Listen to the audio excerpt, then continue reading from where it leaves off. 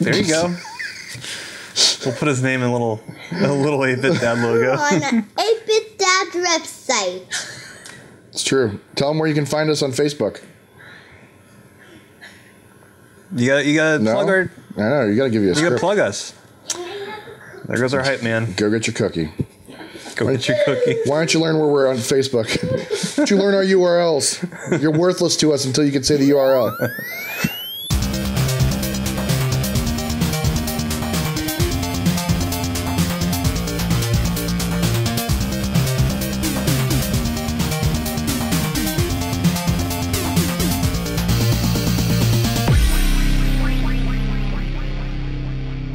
Hello and welcome to 8-Bit Dad. I'm Zach Rosenberg. And I'm Brian Ferguson. 8-Bit Dad is the modern parent source for fatherhood news, reviews, and opinions, which is updated daily, kind of. On this show, we talk about some of the weekly top stories posted on 8bitdad.com and around the internet. That's right. We are the founding fathers of 8-Bit Dad, and we aggregate parenthood news from across the web. We also tackle important fatherhood issues. Oh, like that. Yes. Right in the body. Give them the helmet. body. Face mask them. And I think that's a move. Yeah. And we feature exclusive interviews you won't find anywhere else. We're so exclusive. That's the definition. That is too. We even blog about our stories of triumph and sadness. Yes, if you have a story that you would like to see, make it to our website and our show, and watch out for that tooth. I just said tooth. That's you can tell we have kids because Watch out for that tooth. Don't get toothy. You can email us at at 8bitdad.com. Or if you want to contribute and write for our website, you can do that as well by emailing us and contributing at contribute@8bitdad.com. And you can follow us on Twitter. That's twitter.com/8bitdads. And be sure to like us on Facebook, and that's facebook.com/8bitdads. You can get at us at the Google, which is gplus.to/8bitdad, and you can repin our shit on Pinterest, which is pinterest.com/8bitdads. That's it. It's true. So that's it for this week's. So that's it for this week. Wow. Zach Rosenberg. So we had no real big stories this week, but we did So have busy. something interesting where you went to New York City. That is true. New York City. Get a rope. You said that last time. That partner, that really chaps my head. And someone, I forget who it was, but someone on the trip was like, I saw you said that, and I really appreciated that you said that, because I still think about that. What is that? Like, get a The pace Picante commercial or something. Like the guy in the commercial. New York City. Get a rope. I don't know. I always Because I think remember they the were one going to that hang a says, guy or something. I don't know. But so New York City, that was a trip. That was your first time to New York, right? That was my first time in New York. How was Which it? was funny because my dad was born there. Okay. So I completed the circle. There you I'm go. done. My work here is done. Take me, Father. Don't really. I got some other stuff to do. But Got a few things to finish. my dad, his family moved out of New York, I don't know, at some point. 'Cause he moved to St. Louis and then out to California. My grandma, I think, went to Texas. Or not, I could be dreaming that part, because I remember going to Texas to see her, but I don't know if I just got that from a movie. My uncle went to Colorado. So I've been all those places, but I've never been to New York. Right. I haven't been there either. It is a crazy state. Yeah. Everything you think about New York is pretty much true. There's garbage bags on the street, Okay. stacked high. That's their trash system. Yeah. Yeah. And the trash guy comes along at 10 p.m., 11 p.m. Picks everything And up. it's these guys in the street just throwing bags in the You don't have that here. You have barrels green, blue, and then gray. and if black. the tops are up a little because you have so much trash, they fine you. Do they really? Yeah. No way. They'll give you a ticket. They'll give you a warning first. They never give us a Nice, warning. But they'll do it. Is it your neighborhood or is it everyone's? I don't know, it might be an HOA thing. Is your mic on? Just want to make sure. My mic, it's hopefully on. I just want to Should be. make sure it's Before on. let me. This is a professional operation here. Yeah, it's on. All right, there we go. Right. And hold for edit. And here we go. So New York, trash. Trash is different. Yeah. So So many people in the street. Yeah. The crosswalk signs mean nothing. Like people just go when there's a minute. I've heard like the energy is different.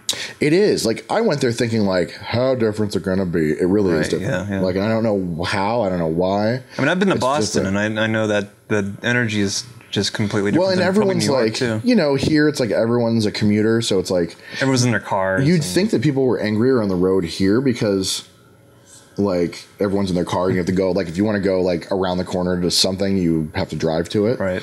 Like people are super angry in their cars there.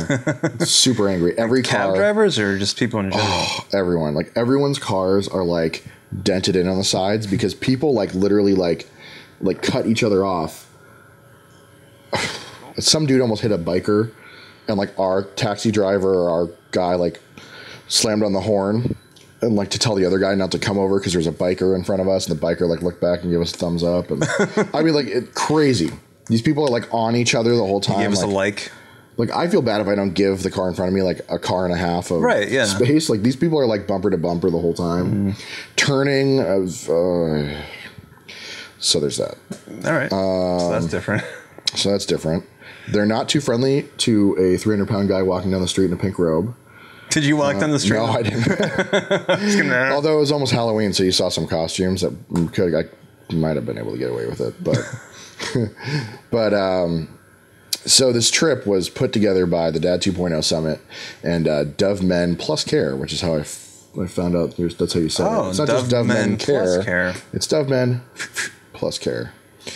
US. Oh, that's a hash. And who else? Edelman. We're saying it. Edelman. Those guys helped put it together also. Oh, cool. So this was, it took place at the MetLife Stadium. Yeah. And you got to actually go on the field. We got to go on the field, like down on the field, like touch the turf. How was that? Explained it all to us. It's funny, like when you're down there, it looks a lot bigger on TV, I think. Yeah. Like when you're down on the field, like you look and you're like, I could run this. I didn't. I mean, I didn't. But did you get a pass from Flutie at all? No, he wasn't allowed to. What? Which was a bummer because we took like our organizer aside at one point. Yeah. Like a couple of the guys, and we're like, look, we're gonna have because Doug Flutie was there. Did I already mention that? No, we mentioned it last week. D.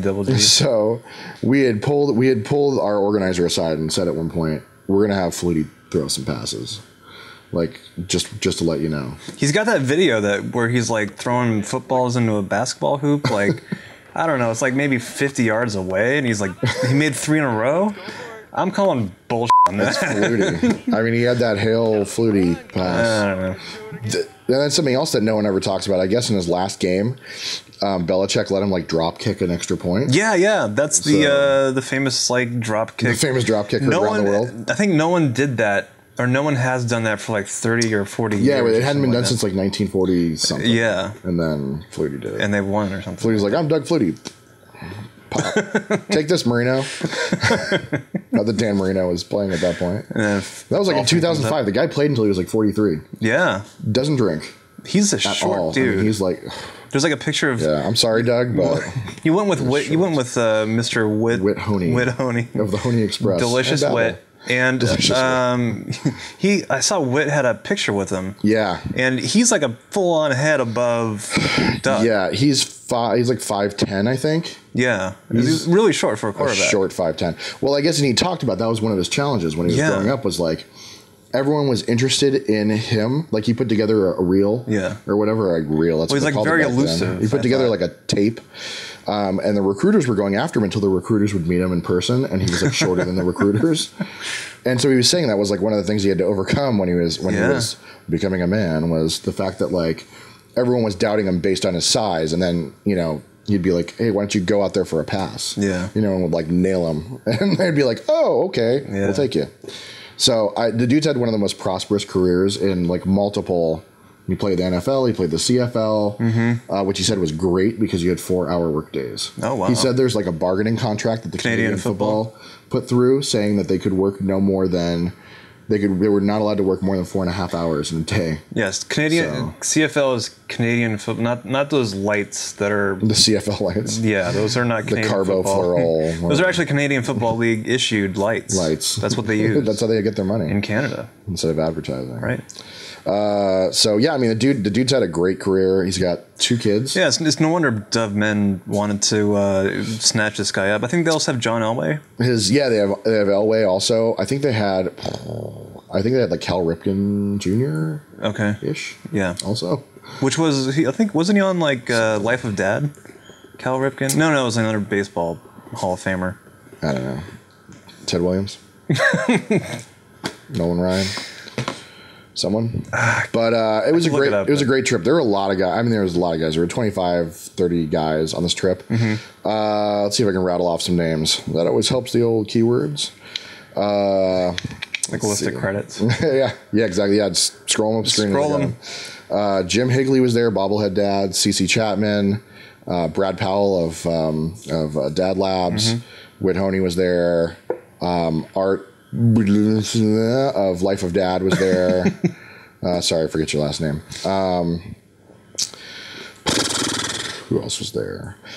John Armstrong, Blurba Matt, Jason Avant of Dad Centric, Kevin McKeever of Always Home and Uncool. I like that name. It's like from a movie. It is? I don't know the reference.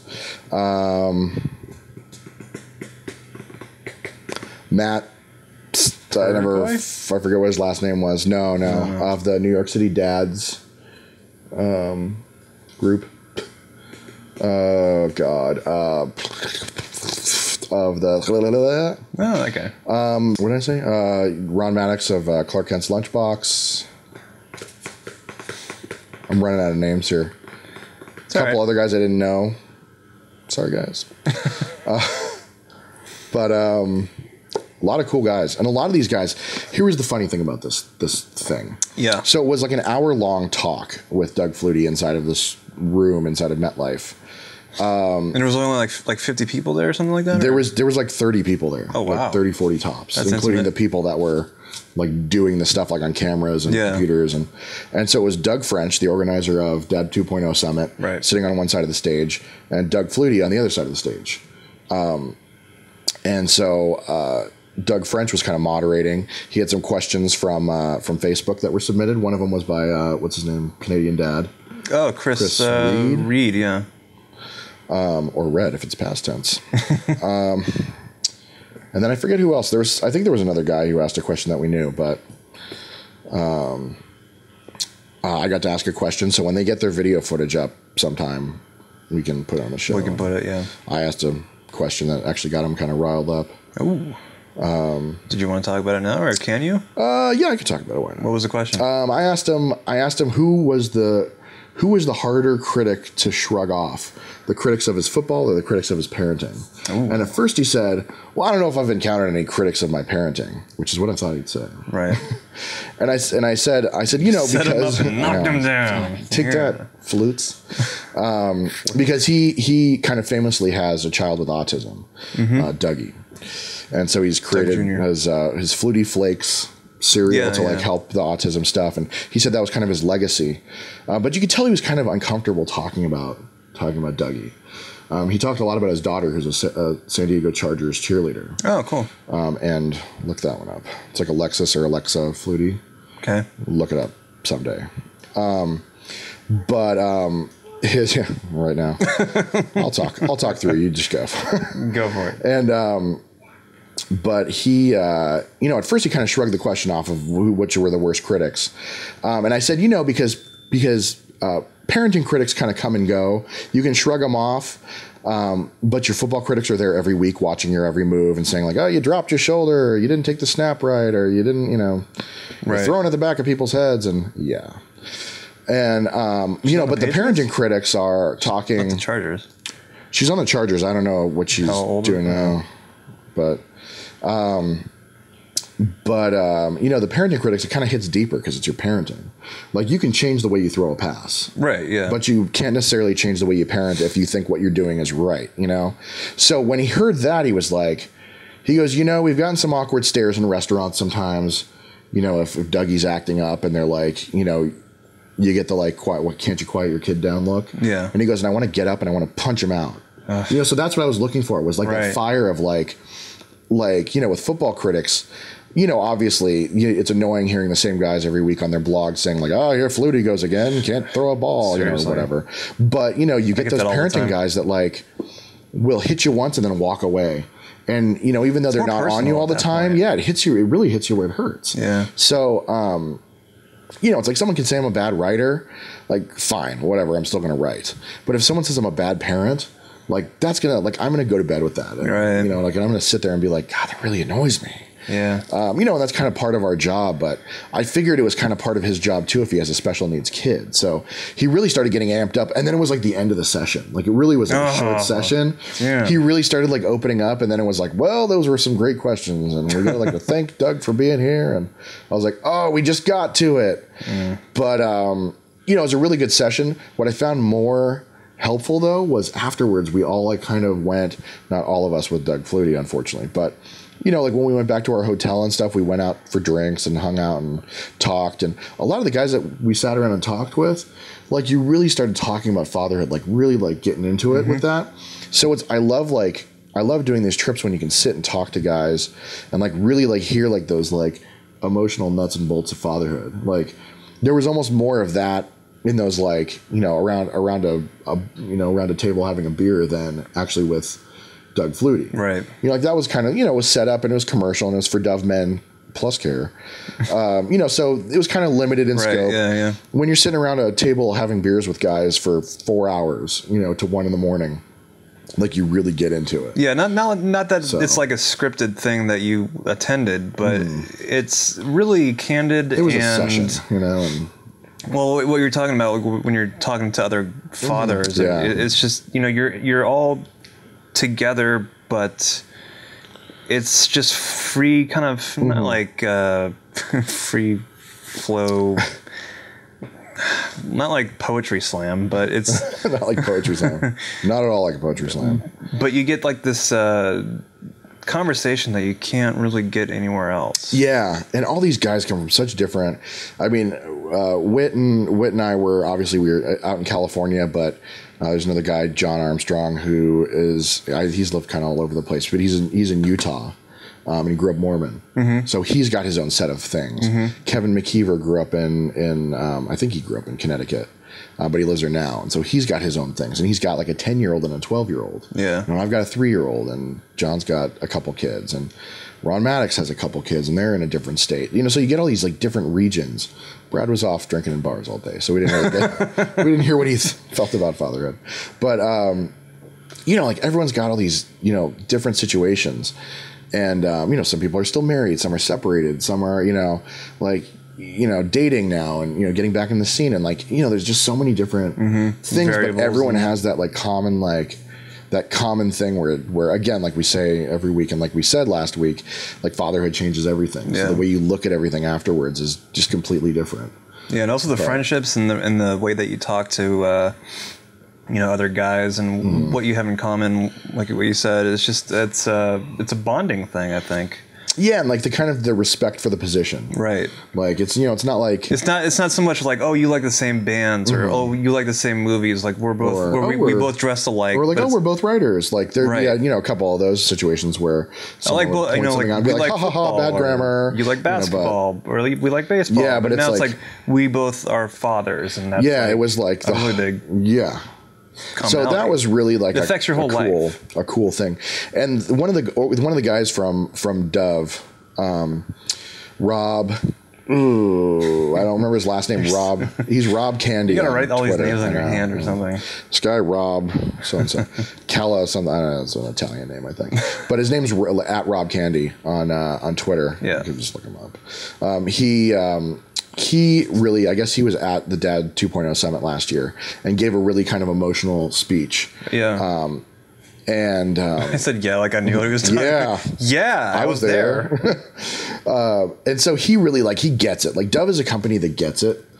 They really have like a commitment to fathers, which is one of the things that Candelino.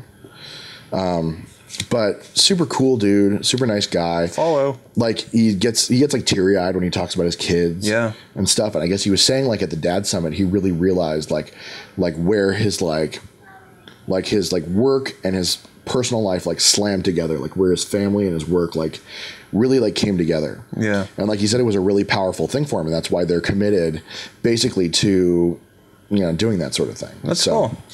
You know, and you wish like other companies could see that and say like, we want that too. Well, I mean, hopefully Dove Men+Care is kind of leading the way with this, because you got other companies like Philips Norelco and Huggies that have acknowledged fathers, right? But they've got it's the difference between campaign versus commitment.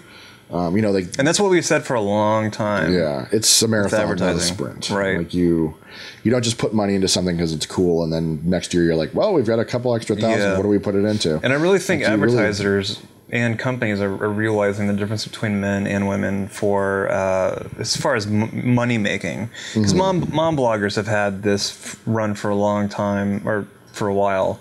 I want to say like 10 years. Where they really harness the power of good marketing. Like advertisers love women bloggers, and I think they're trying to. I think they threw some of the same kind of mentality at men and just said, "Oh, it's not working," so they kind of gave up. But I don't, I think attributing the same type of logic from mom bloggers versus dad bloggers, those are two different sets of rules. Those are like, it's like Canadian football versus NFL. There's like different rules, but it's the same game. And I think that Dove Men+Care is kind of figuring this out. Well, and strangely enough, I mean, Edelman. Dove Men+Care. Edelman or Edelman. I say it both ways because I've heard it both ways. Right. They are a company that's also invested heavily in men and fathers, and they haven't necessarily just been spurred by money. Like they've looked at, we've covered them before in this realm. They've done their own independent studies, and they've done their own stuff to see where men and fathers are going and how they can get to them and help them. And strangely enough, on the flight back, I was listening to like the in-flight radio that they have, and they had a news channel, and they had interviewed some gal from Edelman, and I forget what her name is, but I have it because I started taking notes. I want to check Facebook. And her name is Carol Cohn. She's big stuff at Edelman, evidently.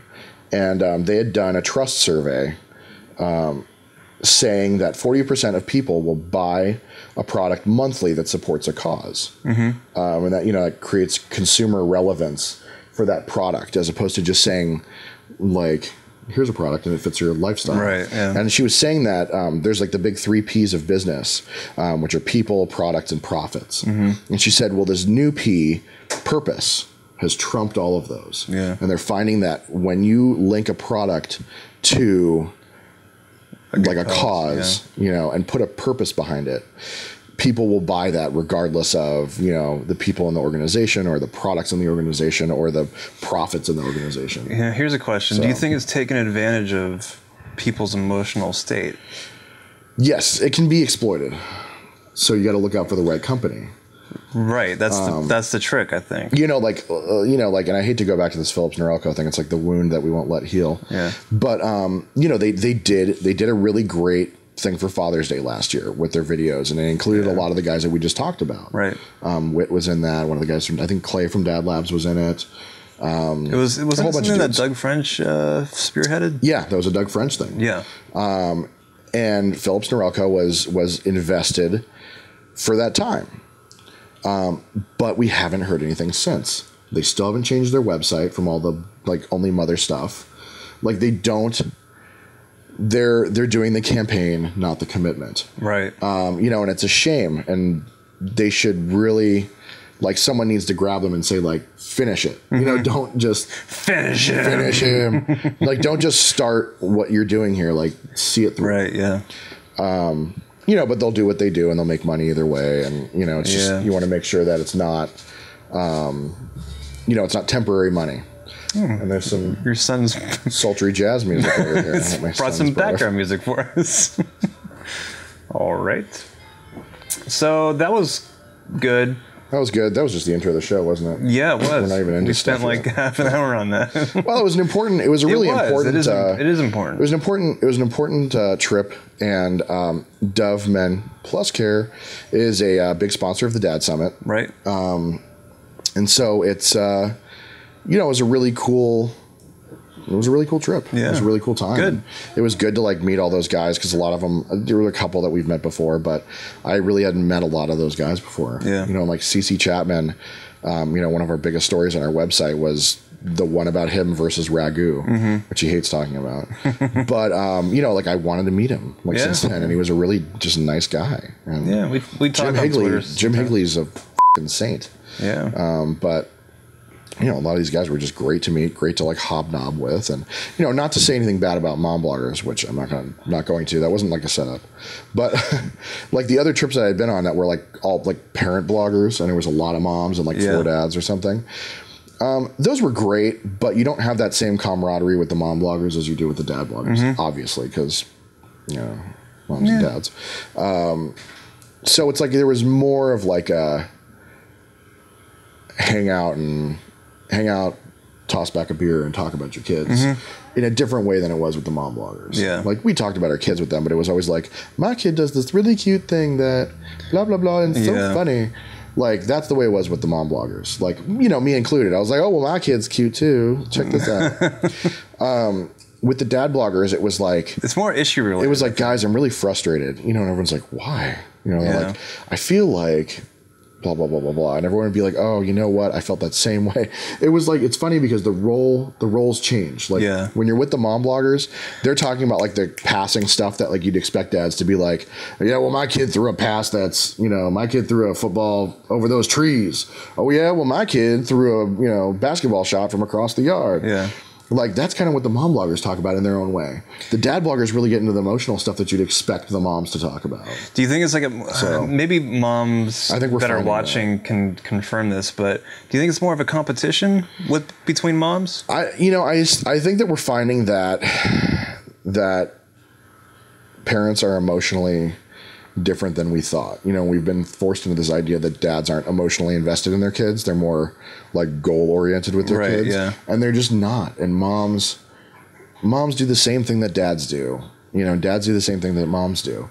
It's just you put them in a certain situation and they do one thing or the other. And in this case, you put a bunch of dads together and they really had like an emotional time talking about their kids. Yeah, I think the perception is that we would just be like, the perception is different than the reality for both sides of the fence. In this one, if there was a fence in parenting, moms and dads, an electric fence, the invisible fence where the dog collar shocks you. I really think there's a difference between perception and reality, and I think that's one of the things that advertising and in society and just people in general that aren't parents or that are kind of the old school mentality, they need to realize that dads are really emotionally invested and they want to be. Yeah, exactly. It's just the old school mentality of like, I'll go to work, I'll make the money, you stay home with the kids and raise them. Well, and sometimes you have to open it up and tell fathers that it's okay to feel that way. That's I think the big hurdle is that. And that's what these conferences do. I mean, they will, bring fathers together to, align the force. Yeah, someone's going to start the conversation, and then once you do, I mean, that's why it was disappointing that the Doug Flutie thing was so short. Was that once the conversation got opened, and we were really getting into that soft inner Doug. That's the inner. Then it was like, well, it's time to go, and Doug was like out the door because he had to be in a different state doing something else. Wow. So it was like a shame that like right after that you couldn't just like stand with him and be like, like, man, we have the same problems and we're not even quarterbacks, or like whatever. So. I'm short too. No. I have a problem with my height, and I can throw freakishly far, also. But there was a lot learned on that trip, and that kind of went to our first story. So there you go. So, if we only had another story to talk about, and my kid just took my coffee tray, so I'll be holding this cup for the rest of the show. This next story comes to us from Mike Henderson. Dude Night Burgers. was a good one. This was a good one. He's a new writer for us. Yeah. We've been talking to him for a while. Our writers seem to just write and then disappear. So he does well, and some of that's me. I'm sorry, Huck. You know, we're trying to make this thing work. Was Huck's other kid born? I don't know. I was waiting. I kept looking, and he said nothing yet. And it's probably because he's busy because the kid was born. Probably that happens. Congratulations, Huck. Probably. There you go. But yeah, Mike, we've been talking to him. He does Gizzard Stone at thegizzardstone.com. Right, Stone Gizzard. Stone Gossard. Pearl Jam. But he... this was the cutest story, just about him and his son going in and out. And he wants to write, like, more. Yeah. Because he doesn't have room on his site for personal stories. I guess because he does like a lot of reviews of camping gear and stuff like that. Like he just big camper. I don't know why it's funny. It's like he has room for it, but he just doesn't know he has room for stories like that. I guess we have room for it. We have room for it. I like it. I appreciate it. I like it. Yeah, this is a great story about him and his kid. They went to In-N-Out, and he thought it was going to be like a disaster. Because they've never had In-N-Out together, and he never had a hamburger. His kid, yeah, and he kind of tricked him into saying like, yeah, this is like a meatball cheese sandwich, and he didn't know if it was going to turn out well or not, and it could have been like a fight night instead of just like a regular sit down meal. Kicking and screaming. How old is this kid? 2-year-old, right? Yeah, somewhere in He's there. He's like in his twos, right? So, this is really awesome for the dad, but for the kid, Mike explains that this is really, how would you explain this? Like, he's like, Mike feels like it's a special moment for him right now. His kid's not going to get it for a while. Until to him, it was like his kid got a hamburger. So it's like, if anything, he loved the hamburger, but he's not remembering that as like an emotional time with his dad. He's remembering it as like, man, I had a hamburger and I want another. Yeah. And God bless him because I want another right now. Yeah, me too. But like when his kid is older, when his kid is Mike's current age, then he'll look back and go, oh, that was kind of special. When his son is a father, he's going to look down and he's going to look back at his life and probably do the same thing, or do something similar. There's weird milestones with dads and with moms, I'm sure, but there's the milestones that you always get which is like like eating solid food and walking and potty training and things like that. But there's like the emotional milestones that you have where you do something for the first time. I think I had one recently where my son and I were playing Smash Brothers on the Wii, and like we were playing like there's a mode where you like do an adventure mode, and he was like following along with me, like as opposed to usually he just stands there and hits the same button over and over, and like the guy drops off a cliff when I try to pull him forward. But we had played and he like kept up with me and like wanted to choose his guy and stuff, and it was a thing for me because I was like, my kid and I are playing video games effectively. I was like, I have a teammate now, not just an anchor. So like it was like a thing for me, but it's like not going to be for him for years until I go back and I'm like, the first time we played Smash Brothers, or the first time we effectively played it, like it was really a thing for me. And he's gonna be like, F you, Dad. I had a thing with my daughter where we were watching like football. This was like a while ago when football first started, and she was on the bed with me, and I was watching like, I don't know, whatever game. And I'm like, see this? This is football. And I'm like, yay, football. And she's like, yay, football. Like in her own way. Like she didn't say football. She said football. Whatever. But she was trying. And she was connecting with you and your hobby, which is cool. Yeah, it's not a hobby. It's like whenever I can have the time to watch a game, it's fine. But it's like that's something that's just small. Well, and I was thinking about this in the Doug Flutie thing. God, we were allowed to ask questions, but it was so short that not a lot of people could ask. I had like 4 questions in me that I wanted to ask him. But one of the things I wanted to say, because it was also a conversation where you could kind of just say what you wanted at the time. And he was talking about sharing something with his kid instead of like football. It was something else.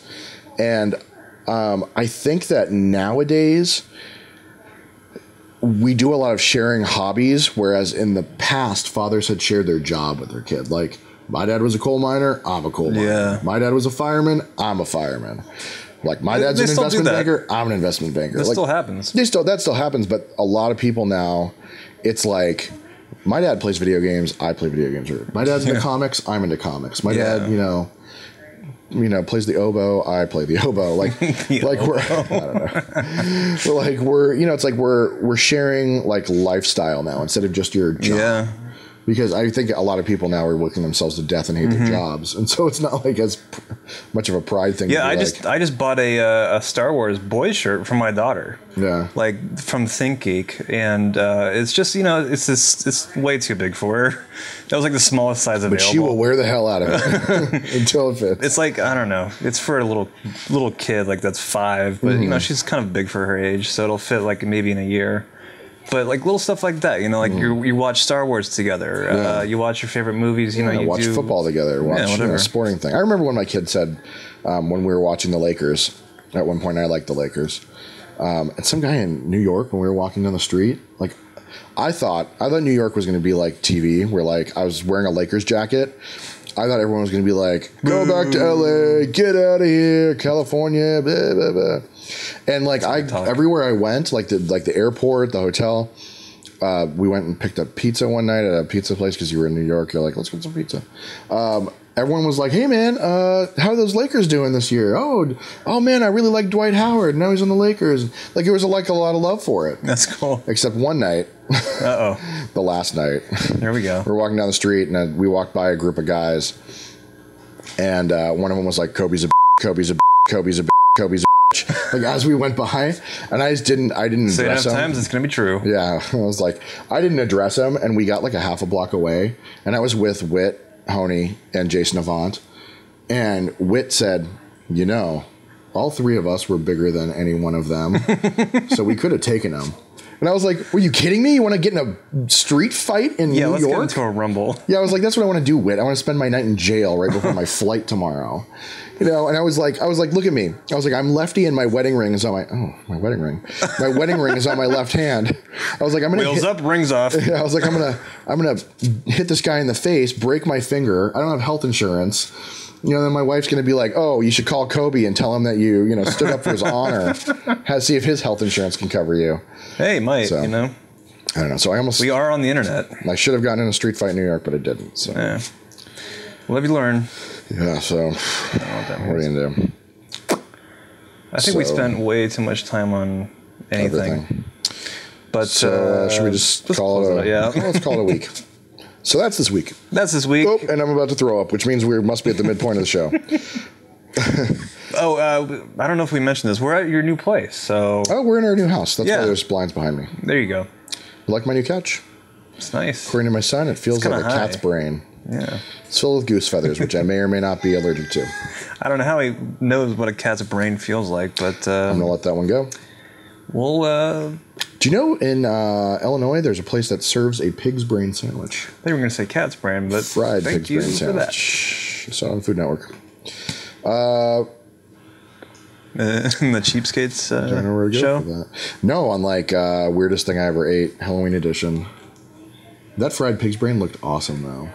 I don't want to look like a brain, but yeah. Well, before they fry it. That's obvious. Yeah, it looks like a big fried. So you can. Oh, it's your. So that's my line. Don't walk on my lines, jerk. Don't trample all over my stuff. I'm going to say it now. All right. I'd have to read it beforehand, so make sure you hang out for a second while I read what I'm supposed to say. What? So you can contact us and suggest stories by emailing us at dads@8bitdad.com if you so choose. And you can contribute to our website like Mike. Yes. Be like Mike. Be like Mike. And contribute to our website. And you can do that by emailing us at contribute@dads@. You can't. Evidently, you just can't. No. You can be like Mike. Email us at contribute@8bitdads.com. Right there. Yes, you can like us on Facebook, which is facebook.com/8bitdad. And you, and you, and you, and you, and not you. Not you. Be sure to follow us on Twitter. That's twitter.com/8bitdads. You can get at us at the G+, which is gplus.to/8bitdad. It's true.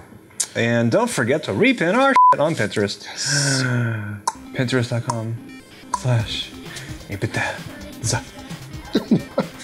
I don't know, dude. It was like the awesome outro. Right. So that's it for this week. We hope you enjoyed it. And we hope you want to take a trip to New York. Can I have a cookie if I want? And there's my son. I'm Zach Rosenberg. I'm Brian Ferguson. Until next week. You can have a cookie if you want.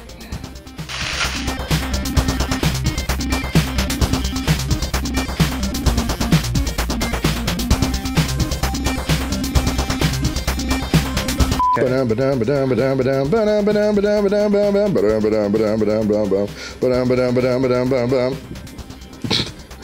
think that's a Prodigy song, actually.